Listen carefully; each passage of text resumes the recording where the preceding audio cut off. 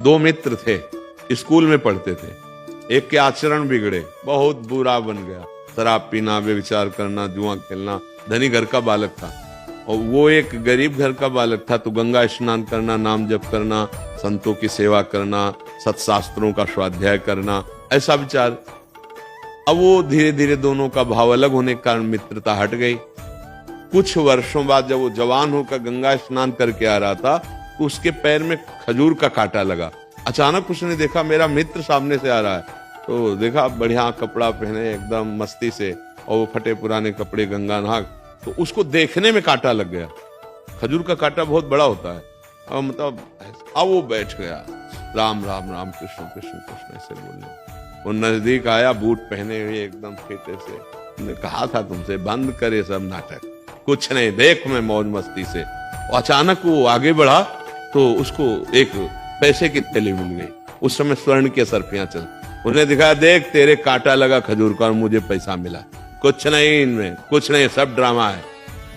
उसको लगा वास्तविक सब ड्रामा है। जीवन से मैं चल रहा हूं, धर्म से चल रहा हूं, तो खाने की व्यवस्था ठीक से नहीं, और देखो इसको असरफियों का थैला मिल गया। वो असंतुष्ट ही था। जब कोई धर्मात्मा दुखी होता है या संशय में होता है तो भगवान किसी न किसी रूप में आकर के संभाल लेते हैं, क्योंकि उन्हीं का नाम धर्म है, वही सतमार्ग है। तो एक ब्राह्मण के वेश में, संत वेश में ऐसे आए, कहा क्या हुआ बेटा, कांटा लग गया? लाओ मैं निकाल देता हूं। कांटा निकाला, स्पर्श करते ही पीड़ा गई। तो उन्होंने कहा कि तुम्हारे मन में कुछ संशय है क्या धर्म के प्रति?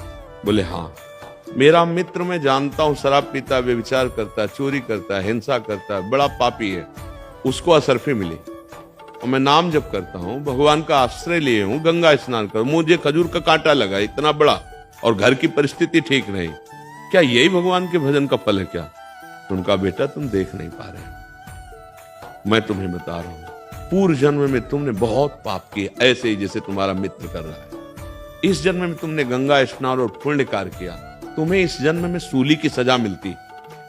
सूली की सजा खजूर के कांटे से खत्म हो गई।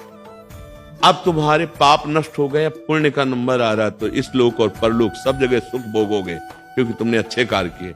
और ये पूर्व जन्म में पुण्य किया था, इस जन्म में पाप किया, इसको राजा बनना था, तो ये भोग प्राप्त करके एक थैली है असरफी, और जिस दिन ये सब खर्चा हो गई असरफी, उस दिन उसके पुण्य नष्ट हो जाएंगे। अब ये वर्तमान का पाप और पूर्व का पाप मिलकर इसको नष्ट कर देगा। तुम धर्म के प्रति संशय मत करो। उसी समय उसको उल्लास हुआ, अरे सूली की सजा खजूर के कांटे से निकल गई, और अब मेरा मंगल होने वाला है। वो धर्म में चल